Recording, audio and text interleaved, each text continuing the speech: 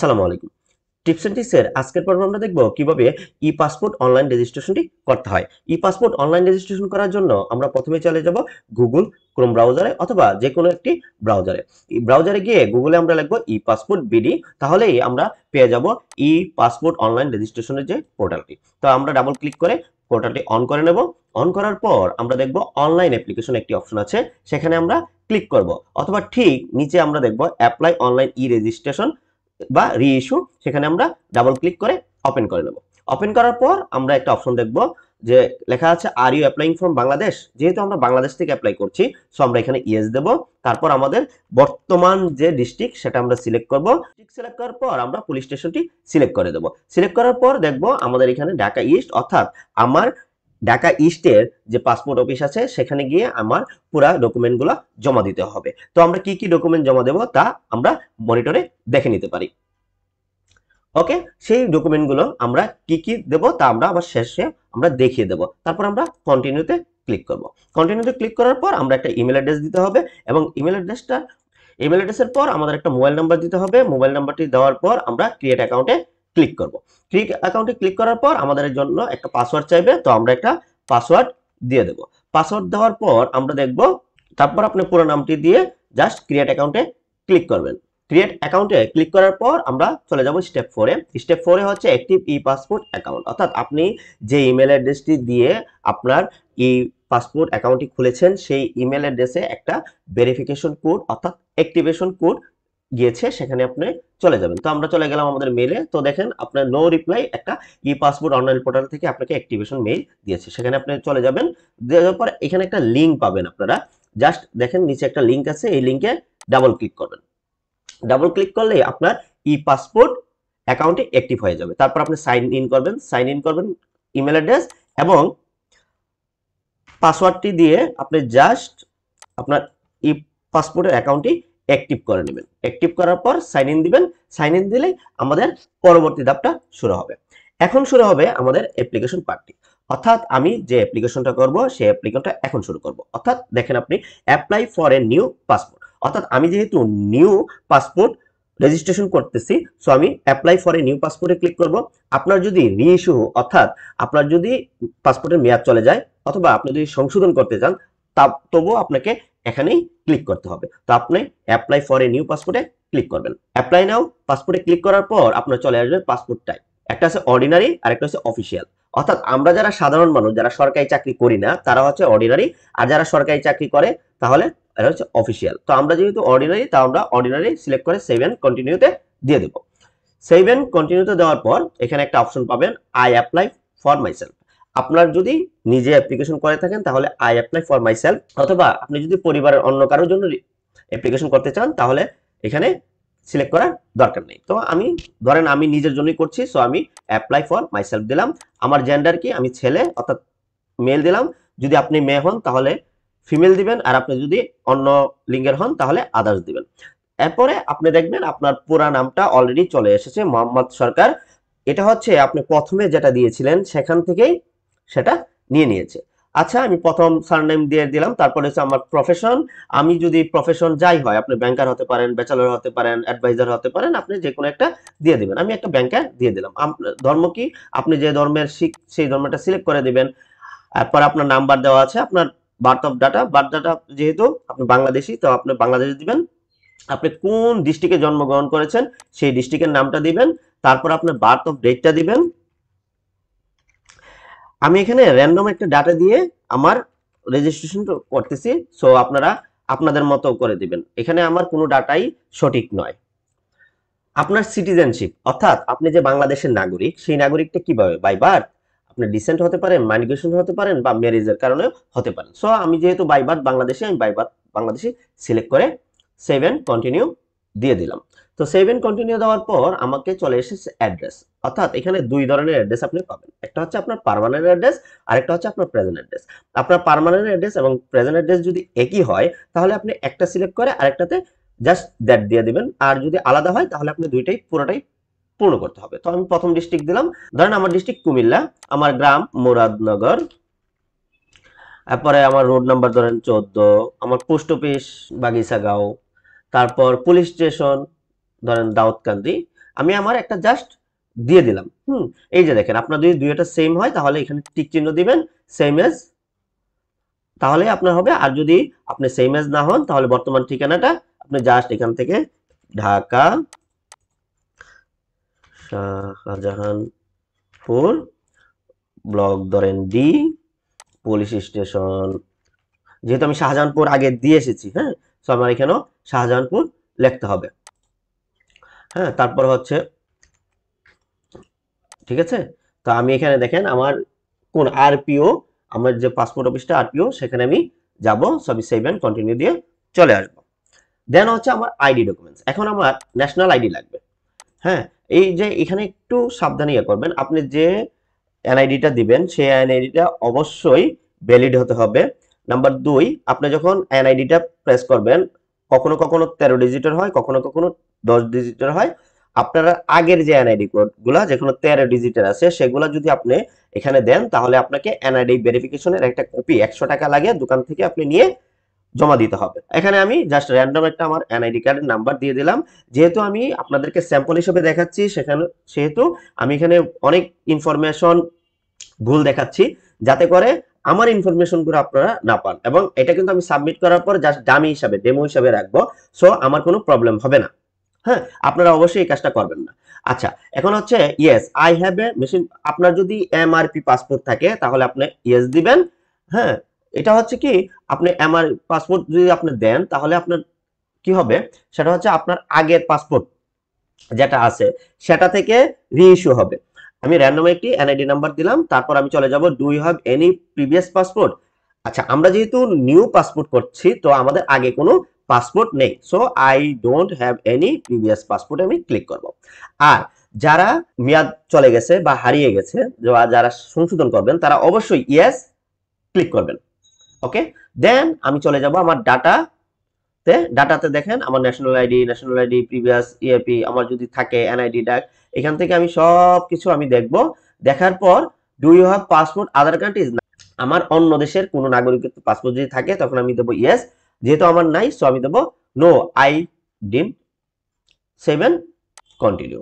7 continue দেওয়ার পর আপনার চলে আসবে প্যারেন্টাল ইনফরমেশন, যেখানে আপনি আপনার বাবা মা অ্যাজ পার এনআইডি দিয়ে দিবেন। আমি জাস্ট দিয়ে দিচ্ছি প্রফেশন অ্যাডভাইজার, ন্যাশনালিটি বাংলাদেশি। হ্যাঁ, যেহেতু আমরা এখানে সব বাংলাদেশি, তো আমি এখানে বাংলাদেশি দিলাম। আমার, আপনি এটা অপশনাল, আপনি ইচ্ছা করলে আপনার বাবার দিয়ে দিতে পারেন, আবার না দিলেও কোনো সমস্যা নেই।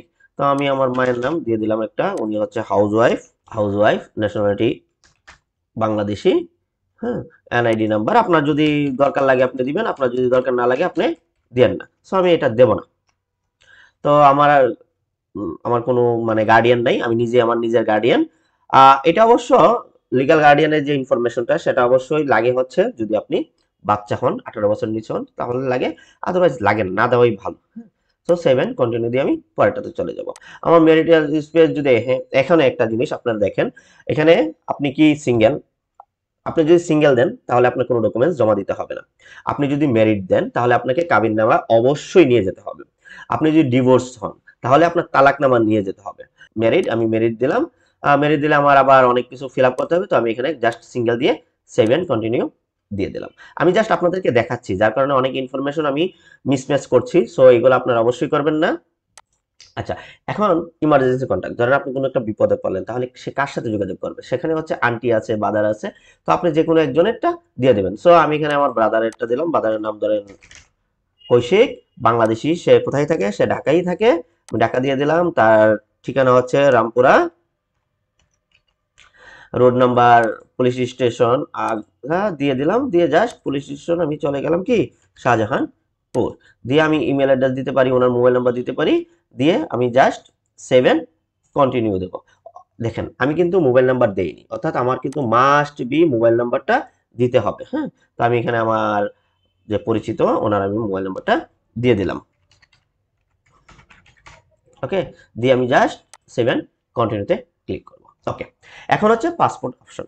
এটা একটু ভালো করে খেয়াল করবেন, আপনারা যারা পাসপোর্ট করেন তারা অনেকেই পেজেরটাও নিতে পারেন, 48 পেজেরটাও নিতে পারেন। আচ্ছা, এখন 64 পেজেরটা কারা নেবেন, 48 পেজেরটা কারা নেবেন? যারা অধিক হারে ট্রাভেল করেন, যেমন অনেকে আছে বিভিন্ন দেশ ঘোরাফেরা করে, তাদের জন্য 64 পেজটা আমি বলবো ভালো। আর যারা আমরা মতো নর্মাল, যারা কখনো বিদেশ যাব কিনা সন্দেহ আছি, বাট হজ করতে যেতে পারি বা পার্শ্ববর্তী দেশে যাওয়ার সম্ভাবনা আছে, তো তাদের জন্য আমি বলবো 48 পেজ 10 বছরের জন্য নিয়ে নেবেন।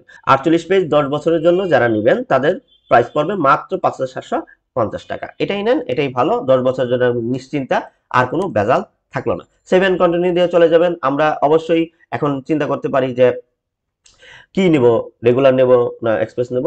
রেগুলার যারা নেবেন তারা 20 থেকে 22 দিনের মধ্যে পেয়ে যাওয়ার সম্ভাবনা 100% থাকে, যদি কাগজপত্র সব ঠিক থাকে। আর এক্সপ্রেস হচ্ছে 2 থেকে 3 দিনের মধ্যে পাওয়া যায়। ওকে, আমি রেগুলার দিয়ে সিলেক্ট করলাম। এখন দেখেন এখানে স্লটগুলা আছে, 10 তারিখ আছে, 11 তারিখ, 12 তারিখ, 13 তারিখ, এগুলো আছে। তো আপনি এখানে যে কোনো একটা ডেট সিলেক্ট করবেন। এই ডেটটা হচ্ছে আপনারা যে কাগজপত্র নিয়ে পাসপোর্ট অফিসে জমা দিবেন সেই ডেটটা। তো আমি 18 তারিখ নিলাম, 18 তারিখ আমি ধরেন সকাল 9:39 সিলেক্ট করলাম স্লট, এন্ড দেন 7 কন্টিনিউ। খুব ইজি, খুব সহজেই আপনারা এটা করে নিতে পারেন। দেখেন আমার অ্যাপ্লিকেশন ফিল আপ হয়ে গেছে।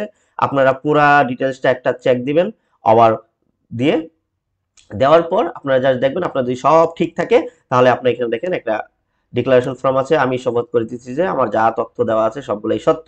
হ্যাঁ, দেওয়ার পর confirm and process to payment. Okay, confirm and process to payment আমি একটা সিলেক্ট করে দিলাম। সিলেক্ট করে দেওয়ার পর আপনি এখানে দেখেন চলে এসেছে আপনার যে পাসপোর্ট, যে টাকাটা জমা দেওয়ার কথা, সেই পাসপোর্ট জমা দেওয়ার টাকার জন্য যে পেমেন্ট প্রসেস দেওয়া আছে। এখানে দেখেন পেমেন্ট অপশন একটা আছে, একটা হচ্ছে অনলাইন পেমেন্ট। অনলাইন পেমেন্ট যদি আপনি সিলেক্ট করেন, তাহলে আপনি দেখবেন বিভিন্ন ধরনের ব্যাংক আছে যেগুলো অনলাইনে ফিল আপ করে, যেমন আপনি চালান থেকে করতে পারেন, যেমন বিভিন্ন ধরনের ব্যাংকের কার্ড থেকে করতে পারেন, বিকাশ থেকে করতে পারেন, অনেক আছে। তো আমি আপনাদেরকে প্রিফার করব যেটা, সেটা হচ্ছে অনলাইন পেমেন্টের জন্য প্রিফার করব। কেন করব? কারণ হচ্ছে ধরেন আপনি কোনো কারণে এই অ্যাপ্লিকেশনটা করার পর টাকা জমা দিতে পারলেন অনলাইনে। টাকা জমা দেওয়ার পর আপনারা চিন্তা করলেন যে আমি এখন আর অ্যাপ্লিকেশনটা করব না, বা কোনো কারণে আপনি পাসপোর্ট অফিসে গিয়ে এসে দেখলেন আপনার আবেদনটা রিজেক্ট হয়ে গেছে।